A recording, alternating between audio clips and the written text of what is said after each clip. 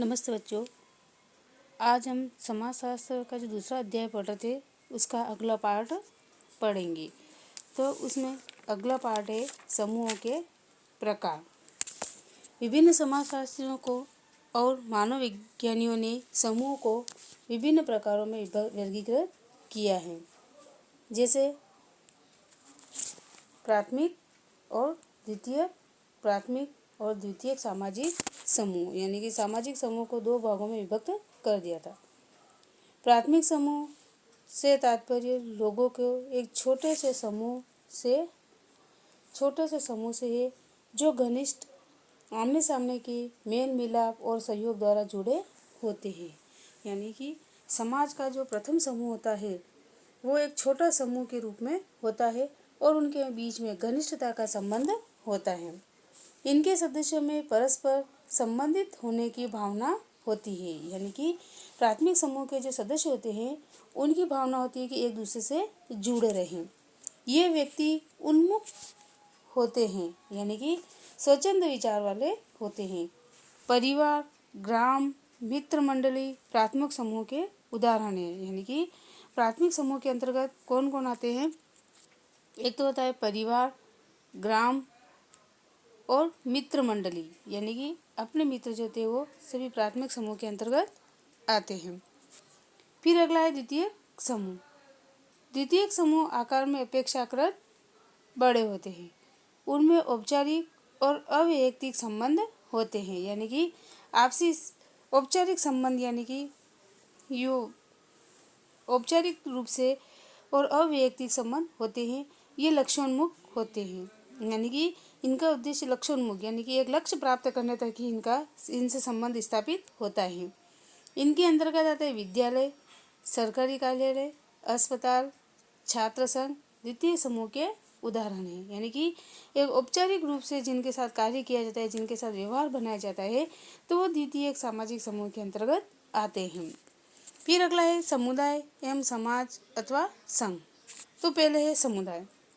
समुदाय से तात्पर्य उन मानव संबंधों से है जो बहुत अधिक वैयक्तिक, घनिष्ठ और चिरस्थायी होते हैं। यानी कि समुदाय के अंदर रहने वाले व्यक्ति जो होते हैं वो वैयक्तिक रूप से एक दूसरे से जुड़े हुए होते हैं और उन सब में घनिष्ठता का संबंध होते हैं और ये समुदाय लंबे समय तक स्थायी रूप से रहते हैं और एक दूसरे से भागीदारी निभाते हैं।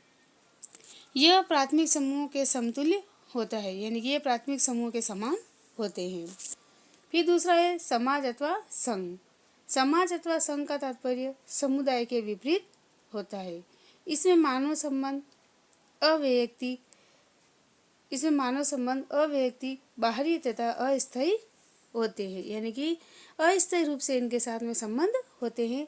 तो ये द्वितीय समूह के समतुल्य होते हैं। यानी कि समाज और संघ किसके संबंध होते हैं?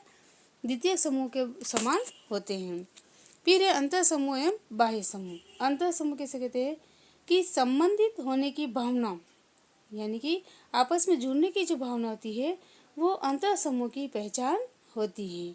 इसमें होता है हम या हमें की भावना होती है। यह भावना उन्हें अथवा वे से अलग होती है। यानी कि हम की भावना, यानी कि अपनत्व की जो भावना होती है वो अंतर समूह के अंतर्गत आती है। फिर आता है बाह्य समूह। एक बाह्य समूह होता है जिससे एक अंतर समूह के सदस्य संबंधित नहीं होते हैं।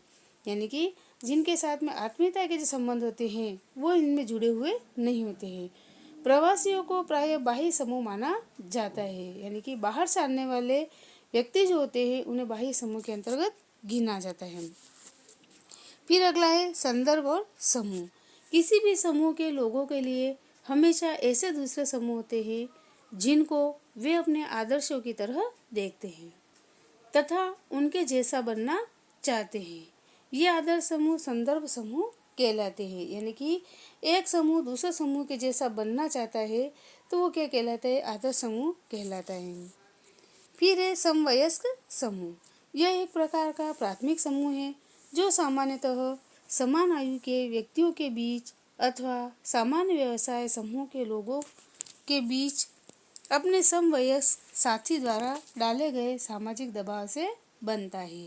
यानी कि समान उम्र के या समान स्थिति के लोगों के साथ में जो व्यवहार बनाया जाता है तो वह समवयस्क समूह कहलाता है। फिर आगे है सामाजिक स्तरीकरण, यानी कि समाज का स्तरीकरण के बारे में पढ़ेंगे। तो इसका अर्थ है सामाजिक स्तरीकरण को लोगों के विभिन्न समूहों के बीच की संरचनात्मक असमानताओं के रूप में परिभाषित किया जा सकता है। यानी कि समाज की स्थिति को किसके अंतर्गत देखा जाता है कि लोगों के विभिन्न समूह के बीच संरचना जो होती है उनकी, उनमें असमानता के रूप में परिभाषित किया जा सकता है। फिर है स्तरीकरण का महत्व। समाज के संगठन में स्तरीकरण का महत्वपूर्ण स्थान होने के कारण शक्ति और लाभ की असमानता समाजशास्त्र में केंद्रीय तत्व है। प्रत्येक व्यक्ति के जीवन का प्रत्येक पक्ष स्तरीकरण से प्रभावित होता है। यानी कि जीवन का प्रत्येक क्षण या प्रत्येक पक्ष जो होता है वो स्तरीकरण से प्रभावित होता है। फिर है स्तरीकरण की मूल अवस्थाएं। मानव समाज में ऐतिहासिक रूप से स्तरीकरण का 4 मूल व्यवस्थाएं मौजूद रही हैं। पहला है दास्ता, स्टेट, जाति और एक होता है वर्ग। दास्ता यह असमानता का चरम रूप है। यानी कि किसी के अधीन रह करके जो कार्य किया जाता है उनको कहते हैं दास्ता, जिसमें कुछ व्यक्तियों पर दूसरों का अधिकार होता है। प्राचीन ग्रीस और रोम में यह प्रथा विद्यमान थी। भारत में बंधुआ मजदूरी भी इसी से मिलती जुलती व्यवस्था है। यानी कि किसी के अधीन रह करके जो कार्य किया जाता है दूसरे क्या कहते हैं दास्ता कहा जाता है। फिर है स्टेट। स्टेट सामंतवादी यूरोप की विशेषता थी। फिर आगे है जाति। जाति पर आधारित स्त्रीकरण की व्यवस्था में व्यक्ति की स्थिति पूरी तरह से जन्म द्वारा प्रदत्त परिस्थिति पर आधारित होती है, न कि अर्जित परिस्थिति पर। यानी कि जाति के अंदर जो जिस जाति में जन्म ले लेता है तो उसी के आधार पर उसकी परिस्थिति आधारित होती है। परंपरागत भारत में विभिन्न जातियां सामाजिक श्रेष्ठता का अधिक्रम बनाती थी। जाति संरचना में प्रत्येक स्थान दूसरों के संबंध में इसकी शुद्धता व अपवित्रता के द्वारा परिभाषित था। इसी आधार पर ब्राह्मण को सर्वश्रेष्ठ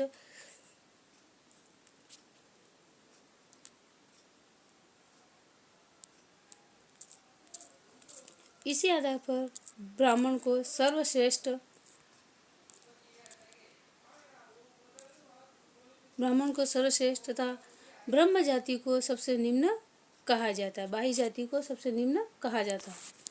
परंपरागत व्यवस्था में सामान्यतः ब्राह्मण, क्षत्रिय, वैश्य, शूद्र के 4 वर्णों के रूप में संकलित किया गया। यानी कि परंपरागत व्यवस्था जो है, यानी कि समाज को 4 जातियों में बांटा गया। पहला क्षत्रिय, वैश्य, शूद्र ये 4 वर्णों में रूप में संकलित किया गया था। व्यवहार के व्यवसाय पर आधारित अनगिनत समूहों को जाति कहा जाता है। जाति एक वर्ग भेद है जिसमें सामाजिक अधिक्रम निश्चित तथा कठोर होता है तथा यह पीढ़ी दर पीढ़ी हस्तांतरित होती रहती है। यानी कि जाति जो है वह व्यवसाय के आधार पर निर्धारित थी। जाति एक वेद वर्ग है, यानी कि वेदों के द्वारा विभक्त किया गया वर्ग है जिसमें सामाजिक अधिक्रम यानी कि समाज के द्वारा उसके अंदर कार्य निश्चित किया जाता है तथा अकठोर होता है तथा यह पीढ़ी दर पीढ़ी हस्तांतरित होता है। यानी कि जाति जो है पीढ़ी दर पीढ़ी हस्तांतरित होती है। फिर है जाति व्यवस्था में परिवर्तन। भारत में जाति व्यवस्था में समय समय के साथ बहुत बदलाव आए हैं। नगरीकरण तथा लोकतंत्र की कार्य प्रणाली ने जाति व्यवस्था को प्रभावित किया है। फिर आगे है वर्ग। आधुनिक वर्ग व्यवस्था खुली है और उपलब्धि पर आधारित है। यानी कि जो जिस क्षेत्र में कार्य करता है वो उसी वर्ग का उसे गिना जाता है। मार्क्स के अनुसार प्रत्येक समाज में 2 प्रमुख वर्ग होते हैं। एक वह वर्ग जो उत्पादन के साधनों का स्वामी होता है, और दूसरा वह जो उत्पादन के साधनों से विहीन होता है। अतः वर्ग उत्पादन के साधनों के स्वामित्व के आधार पर निर्धारित किए जाने वाला समूह है। फिर मैक्स वेबर ने वर्ग के लिए जीवन अवसर शब्द का प्रयोग किया है, जिसका तात्पर्य है बाजार क्षमता की सामर्थ्य के प्रतिफल और लाभ से है। यह असमानता आर्थिक संबंधों, प्रतिष्ठा, राजनीतिक शक्ति पर आधारित हो सकती है। फिर आगे स्थिरीकरण का प्रकार्यवाद सिद्धांत। स्थिरीकरण का प्रकारवाद का सिद्धांत के अनुसार समाज वर्गहीन या स्तरण मुक्त नहीं है। मुख्य प्रकार्यक आवश्यक सामाजिक स्थिरीकरण की वैश्विक उपस्थिति का वर्णन करती है। सामाजिक स्थिरीकरण अनजाने में विकसित किया गया वह साधन है जिसके द्वारा समाज यह निश्चित करता है कि सबसे अधिक महत्वपूर्ण स्थितियों को जानबूझकर सबसे योग्य व्यक्तियों द्वारा वरा जाए। फिर है परिस्थिति और भूमिका। परिस्थिति का अर्थ है समाज या एक समूह में एक स्थिति, यानी कि किसी भी समाज की या एक समूह की स्थिति को क्या कहते हैं? परिस्थिति कहते हैं। प्रत्येक समाज और समूह में ऐसे कई स्थितियां होती हैं और प्रत्येक व्यक्ति ऐसी कई स्थितियों पर अधिकार रखता है। अतः परिस्थिति से तात्पर्य सामाजिक स्थिति और इन स्थितियों से जुड़े निश्चित अधिकारों और कर्तव्यों से हैं। फिर अगला है भूमिका। परिस्थिति का सक्रिय या व्यावहारिक पक्ष जो होता है क्या कहलाता है? भूमिका कहलाता है। परिस्थितियां ग्रहण की जाती हैं और भूमिकाएं निभाई जाती है, यानी कि मनुष्य परिस्थितियों के बीच में रह करके उन परिस्थितियों का सामना करता है तो वो उसकी मुख्य भूमिका कहलाती है। अतः परिस्थिति एक संस्थागत भूमिका होती है, यानी कि किसी संस्था के द्वारा या किसी समूह के द्वारा कार्य किया जाता है। समाज जितना छोटा और सरल होगा, एक व्यक्ति की उतनी ही कम प्रकार की परिस्थितियां होगी, यानी कि उनकी जो परिस्थितियां वो उतनी कम। बड़े और जटिल समाजों में व्यक्ति की बहुत सी परिस्थितियां होती हैं, जिसे परिस्थिति समुच्चय कहा जाता है, यानी कि बहुत सी समस्याएं जो होती है उन्हें परिस्थिति समुच्चय कहा जाता है। जीवन के विभिन्न चरणों में प्राप्त होने वाली समस्त परिस्थितियों को परिस्थिति क्रम कहते हैं। फिर है प्रदत्त परिस्थिति। प्रदत्त परिस्थिति एक सामाजिक स्थिति है जो एक व्यक्ति जन्म से अथवा अनैच्छिक रूप से ग्रहण करता है।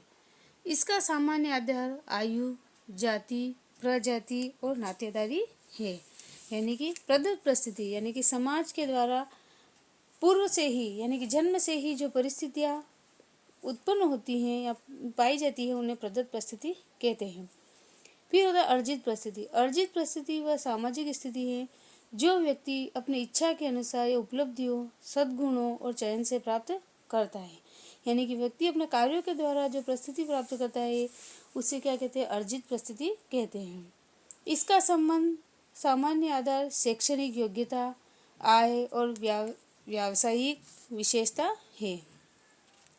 परंपरागत समाजों में प्रदत्त परिस्थिति का अधिक महत्व था और आधुनिक समाजों में अर्जित परिस्थिति का अधिक महत्व है, यानी कि प्राचीन परंपरागत समाज जो है उसमें प्रदत्त परिस्थिति का अधिक महत्व होता है, यानी कि जन्म से ही या समाज को जो परिस्थिति प्राप्त होती है, जो मुसीबतें प्राप्त होती है उसे प्रदत्त कहा जाता है। और आधुनिक समाजों में अर्जित परिस्थिति का अधिक महत्व है। यद्यपि दोनों समाजों में दूसरी परिस्थिति भी अपना महत्व रखती है। फिर आगे है प्रतिष्ठा। परिस्थिति या पदाधिकार से जुड़े मूल्य के प्रकार को प्रतिष्ठा कहते हैं, यानी कि जो व्यक्ति को सम्मान प्राप्त होता है अपने पद के आधार पर या अपने कार्यों के आधार पर जो पद प्राप्त होते हैं उसे प्रतिष्ठा कहते हैं। अपनी प्रतिष्ठा के आधार पर लोग अपनी परिस्थिति को ऊंचा या नीचा दर्जा दे सकते हैं। समाज में कौन सा व्यवसाय प्रतिष्ठित है यानी कि उच्च है, यह विचार समाज और समय के साथ बदलता रहता है। यानी कि समाज और समय के अनुसार प्रतिष्ठा और पद बदलती रहती है। फिर आगे है भूमिका या अपेक्षा। लोग अपने भूमिकाओं को सामाजिक अपेक्षाओं के अनुसार निभाते हैं, जो कि भूमिका को ग्रहण करना और भूमिकाओं को निभाना, यानी कि अपना जो कर्तव्य है उसको निभाना और समाज की अपेक्षा के अनुसार या समाज की इच्छाओं के आधार पर उसे निभाते हैं।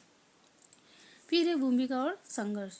भूमिका संघर्ष एक या अधिक परिस्थितियों से जुड़ी भूमिकाओं की असंगतता से है। जब यह दो या दो से अधिक भूमिकाओं से विरोधी अपेक्षाएं पैदा होती है। फिर आगे है भूमिका स्तरीकरण, यानी कि भूमिका स्तरीकरण किसे कहते हैं। भूमिका स्तरीकरण समाज के कुछ सदस्यों के लिए कुछ विशिष्ट भूमिकाओं को सुदृढ़ करने की प्रक्रिया है, यानी कि कुछ मुख्य व्यक्ति जो होते हैं उनकी जो समाज के अंदर जो भूमिका होती है या उनके जो कार्य होते हैं वो उनकी प्रक्रिया उनकी स्थिति होती है। समाजीकरण के द्वारा व्यक्ति सामाजिक भूमिकाओं को ग्रहण करते हैं और उन्हें निभाना सीखते हैं। व्यक्ति सामाजिक अंतःक्रिया की निरंतर चलने वाली प्रक्रिया द्वारा भूमिकाओं को समझने और अपनाने लगते हैं। भूमिका और परिस्थितियाँ न ही स्थिर होती हैं और न ही किसी के द्वारा प्रदान की जाती हैं। स्थिर या जाति या लिंग आधारित भेदभाव के खिलाफ संघर्ष करते हैं तो कुछ लोग इनका विरोध करते हैं। दूसरी तरफ व्यक्तियों द्वारा भूमिकाओं का उल्लंघन करने पर उन्हें प्रायः दंड दिया जाता है। फिर आगे है समाज व सामाजिक नियंत्रण। सामाजिक नियंत्रण का तात्पर्य उन अनेक साधनों से है जिनके द्वारा समाज अपने उद्दंड या उपद्रवी सदस्यों को पुनः राह पर लाता है, यानी कि समाज के कुछ नियम होते हैं उसके अधीन रह करके व्यक्तियों को अपना समाज के अंदर जीवन निर्वाह करना पड़ता है और अगर कोई उल्लंघन करता है तो उन्हें दंड भी दिया जाता है। प्रकारवाद दृष्टिकोण। प्रकारवाद दृष्टिकोण के अनुसार सामाजिक नियम का तात्पर्य व्यक्तियों और समूह के व्यवहार को नियमित करने के लिए बल प्रयोग करना, समाज में व्यवस्था बनाए रखने के लिए मूल्यों और प्रतिमानों को लागू करना। फिर आगे संघर्षवादी दृष्टिकोण। संघर्षवादी दृष्टिकोण के अनुसार सामाजिक नियंत्रण ऐसा साधन है जिसके द्वारा समाज के प्रभावी वर्ग का नियंत्रण समाज के लोगों पर लागू किया जाता है। अतः सामाजिक नियंत्रण का तात्पर्य उन सामाजिक क्रियाओं, तकनीकों और रणनीतियों से है जिनके द्वारा व्यक्ति या समूह के व्यवहार को नियमित किया जाता है, जैसे बल प्रयोग, मूल्यों और प्रतिमानों को लागू करना आदि। फिर है सामाजिक नियंत्रण के प्रकार। औपचारिक व अनौपचारिक सामाजिक नियंत्रण, यानी कि औपचारिक यानी कि नियंत्रण को दो भागों में विभक्त किया गया है। औपचारिक सामाजिक नियंत्रण जब नियंत्रण के संहिताबद्ध, व्यवस्थित और अन्य औपचारिक साधन प्रयोग किए जाते हैं तो यह औपचारिक सामाजिक नियंत्रण के रूप में जाना जाता है। इनके प्रमुख साधन व माध्यम है कानून और राज्य, यानी कि औपचारिक साधनों के अंतर्गत आता है, नियंत्रण साधनों के अंदर कानून और राज्य आते हैं। फिर अनौपचारिक सामाजिक नियंत्रण। अनौपचारिक सामाजिक नियंत्रण में व्यक्तिगत, अशासकीय और असंहिताबद्ध होता है, यानी कि किसी नियम के अधीन नहीं होता है। इनके साधन है मुस्कुराना, चेहरा बनाना, आलोचना, उपहास, प्रशंसा। इनके माध्यम है परिवार, धर्म, नातेदारी आदि। ये जो होते हैं अनौपचारिक सामाजिक नियंत्रण होते हैं। सकारात्मक और नकारात्मक सामाजिक नियंत्रण। सकारात्मक सामाजिक नियंत्रण पुरस्कार सामाजिक नियंत्रण का सकारात्मक प्रकार, यानी कि किसी को दंड दिया जाता है, किसी की प्रशंसा की जाती है तो पुरस्कार दे करके तो उसे सकारात्मक सामाजिक नियंत्रण कहते हैं। और नकारात्मक सामाजिक नियंत्रण के अंतर्गत दंड सामाजिक नियंत्रण का नकारात्मक प्रकार है, यानी कि उसको सजा देना समाज के अंदर नकारात्मक सामाजिक नियंत्रण कहलाता है। फिर विचलन का अर्थ। उन क्रियाओं से है जो समाज या समूह के अधिकतर सदस्यों के मूल्यों या आदर्शों के अनुसार नहीं होते हैं। यह देश काल सापेक्ष विचार है, यानी कि ये देश काल परिस्थिति के अनुसार व्यक्तियों के मूल्यों और आदर्श बदलते रहते हैं।